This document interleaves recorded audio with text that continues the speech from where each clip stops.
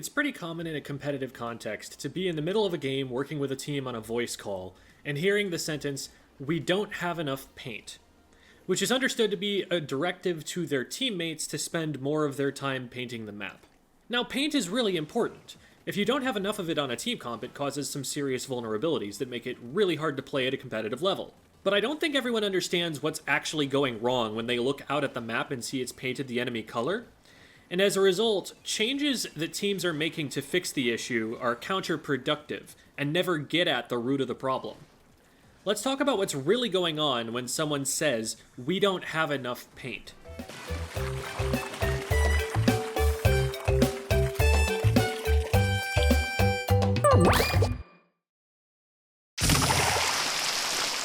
As you've probably seen in some form before, my basic theory of Splatoon strategy goes like this. There's a path which I call the objective line, which marks the averaged positions of each member of your team as you move forward and take control of more and more of the map. In tower control, it's really easy. It's just the tower path that is that line, so I don't have to draw it myself. But if we were to switch it up to Rainmaker, then there would be a very similar line that marks the path that you have to take to get the Rainmaker from one side to the other. In zones, it would still be very similar even though the zone doesn't move, because in order to gain control of the zone, you first have to get to it, and then to keep control of it, you want to be able to push past it to keep the opposing team away from it. So it's generally going to look about the same on most maps, maybe some slight differences depending on the objective. In order to move up on the line, you need to create a perimeter further out in front of your point on the line. So remember, the point is the average of all of your players' positions. If they're going to move forward, then you're going to need control of this kind of space. By controlling this much space, we mean that if an opponent walks into this area, they're immediately getting shot at. This is all stuff that I've talked about before. It's just review in case somebody's new and watching this and doesn't have that context. If you control the area in front of your point on the line, it's safe to score. If you stop controlling that area, the enemy team can walk right up to the objective and start shooting at the objective player to stop them immediately. If the enemy controls the area that for them is in front of the objective and for you is behind it, now it's safe for them to score, and you need to figure out a way to fight your way into that perimeter to stop the objective player. Notice how none of what I've just said is directly related to putting paint on the ground. Even in Turf War, playing the objective means spending time putting paint on the ground in areas that your team controls. If you're painting somewhere too far forward on the objective line, you're going to be isolated from your team and unable to move around as stealthily or as quickly, and it's too easy for you to get picked off. Every mode works this way.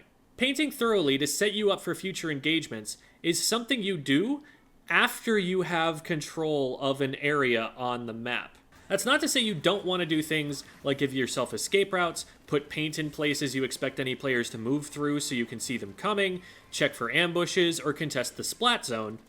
But if you push toward enemy ink and just start painting it, you're making yourself really vulnerable, right at the edge of what your team controls, and if you're not keeping close tabs on enemy positions, zoning threats away from you, and repositioning frequently, someone's just going to splat you for that. Really taking the time to secure an important area of the map is something you do after there aren't any opponents there, after your frontliners are pushing up ahead of you. The paint is just the locking mechanism that clicks into place while your frontliners ratchet your team forward on the objective line.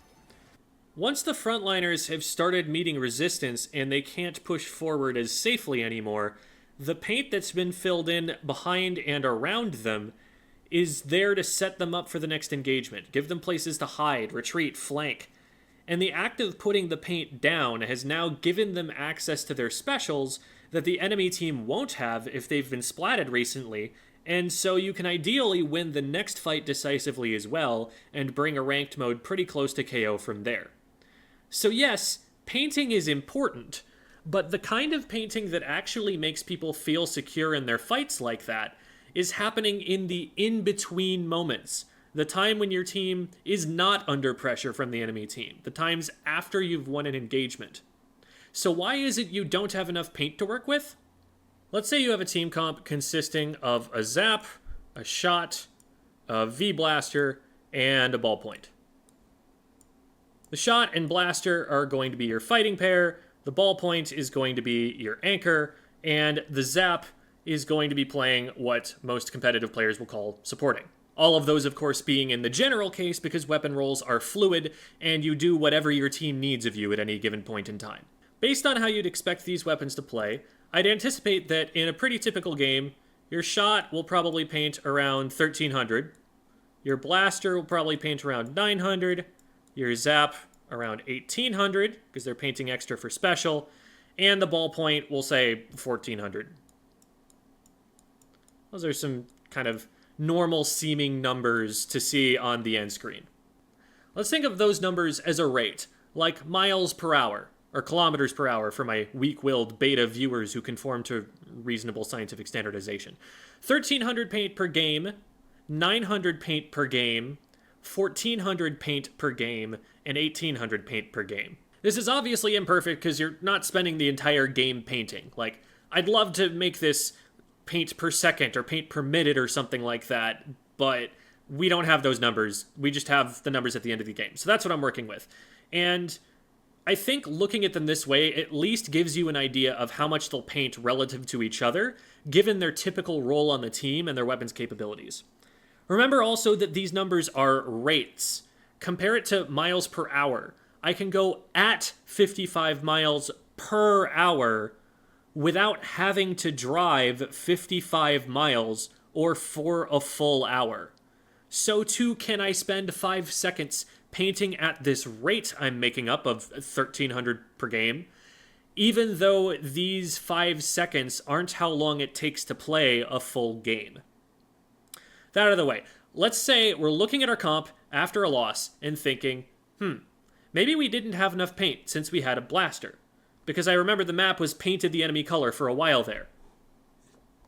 Now, let's assume that the enemy team is running a completely identical comp, except that instead of the blaster, they're actually running a slosher. And so this one extra weapon is maybe going to do 1300 paint per game, let's say. And so you've got a difference between the two teams of 400 paint per game, where this team paints 400 more. That can matter, especially in turf war or splat zones. But you know what a bigger difference is?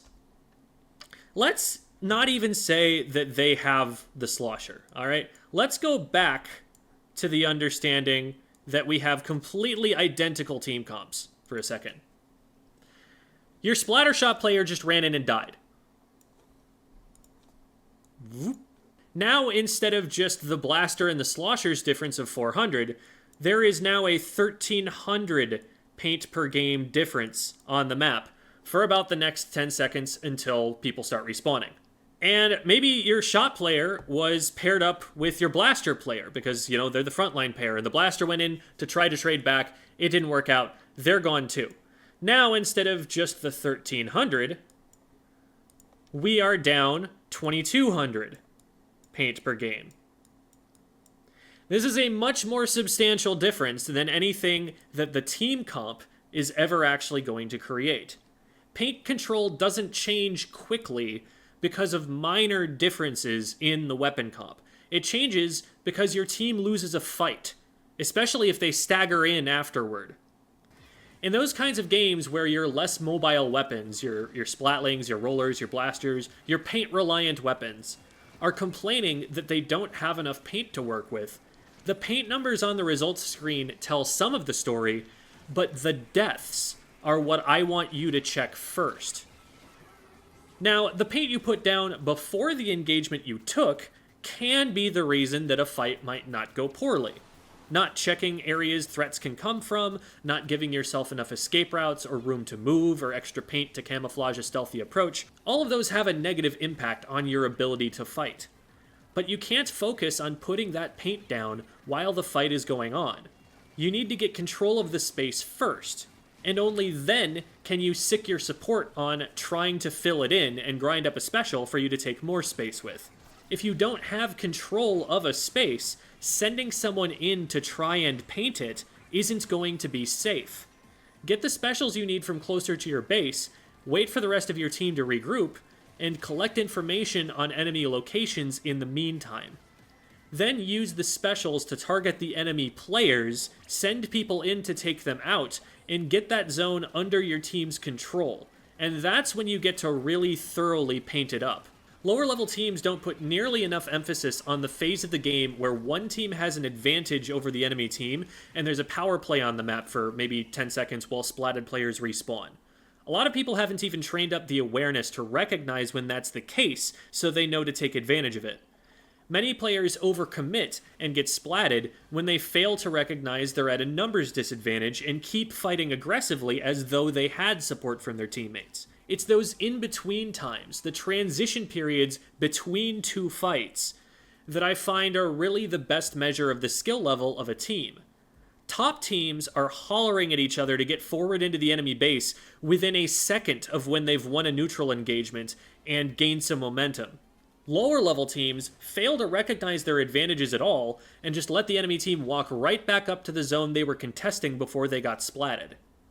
If you're lacking in paint, it may be because the support is too focused on fighting and not enough on farming for their special. But it might also just be because you're losing too many fights and staggering. It may be that you're getting picked before a fight actually starts, before you're able to pick where you want to fight, before you're able to use your specials due to a lack of awareness, or giving your position away too carelessly, or not playing around cover. It might be that the team isn't recognizing when they have a power play, and they're not using that opportunity to move forward and get control of more of the map so that the support can paint it. It might actually be the frontliner's fault that the support isn't painting as much, because they may not have access to enough of the map to be able to paint anything safely.